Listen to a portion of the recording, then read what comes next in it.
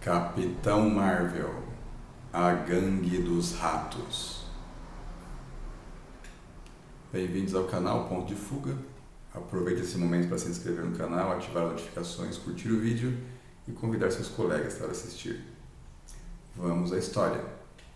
Episódio de hoje: Capitão Marvel, a Gangue dos Ratos.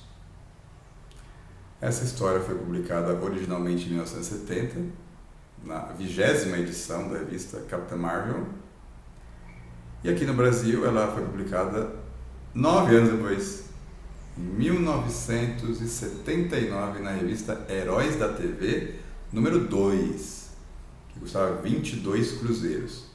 É curioso a gente acompanhar essas mudanças de moeda, né? Um Brasil inflacionário, porque numa história anterior, a gente viu que uma história do Capitão Marvel publicada na revista JEP, que custava 2 cruzeiros. E agora essa revista aqui custa 22.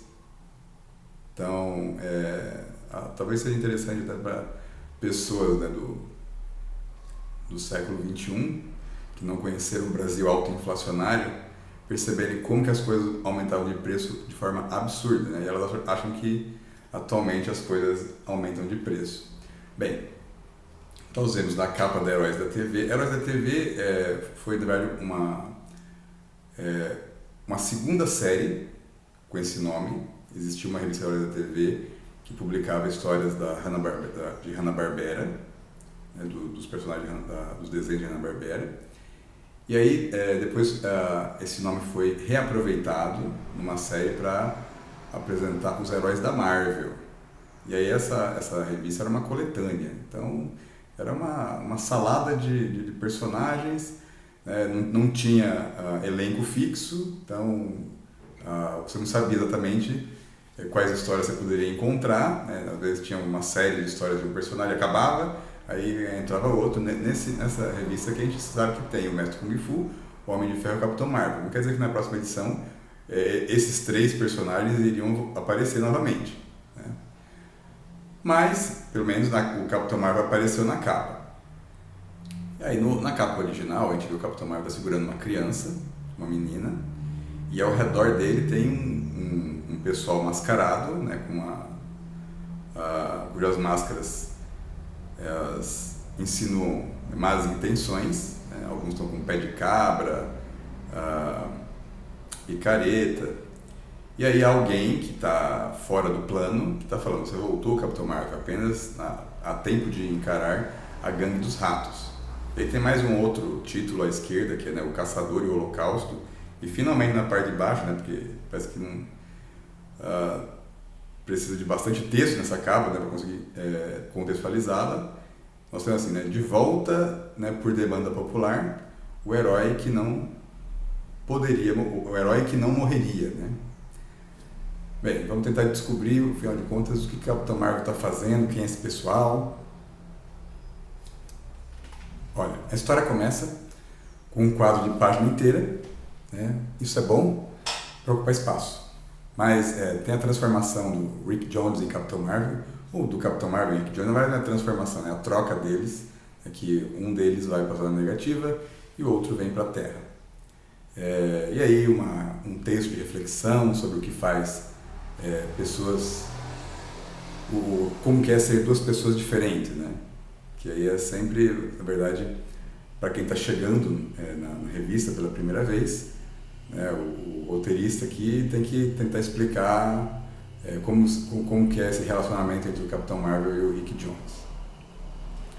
E aí é uma história aqui ilustrada pelo grande Gil Kane. O Gil Kane, né, retornou para ilustrar o Capitão Marvel, e na verdade ele vai ficar durante algum tempo ilustrando o Capitão Marvel. Vamos ligar agora o modo alta ansiedade, né, porque ninguém mais está com paciência para assistir, né, coisas com detalhes, né, de forma tranquila. Então a gente vai reduzir os detalhes ao mínimo possível e acelerar a narração da nossa história.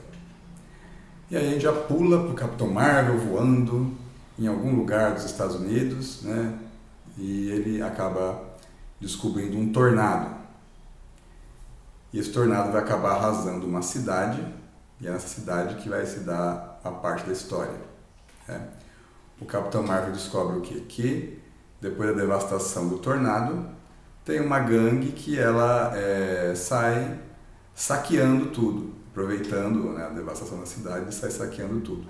Aí o Capitão Marvel ele vai lá e resgata a menina que aparece na capa, e na verdade ela é diferente, porque às vezes a capa não é feita ao mesmo tempo que a história, ou não é feita pela mesma artista, às vezes não se conversam, né, o roteirista dá algumas informações, mas não de forma detalhada, então você vê que a menina que aparece na capa é diferente dessa que está no miolo da história. Mas aí ele entrega para a mãe e volta para poder enfrentar esses bandidos. Bandidos, na verdade, pé de chinelo, porque né, o Capitão Marvel, com todos os seus poderes, ele, né, deveria se concentrar em vilões maiores. Né? Ele poderia deixar esses bandidos para, sei lá, para o Homem-Aranha ou para qualquer outro herói mais popular. Né? Mas o Homem-Aranha está longe, né?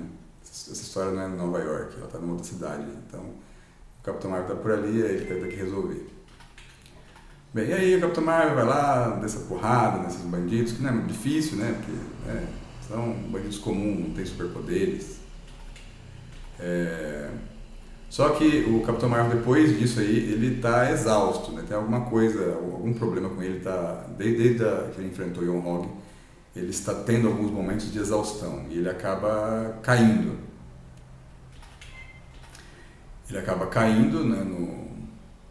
e aí depois o Rick Jones emerge no lugar dele, também exausto.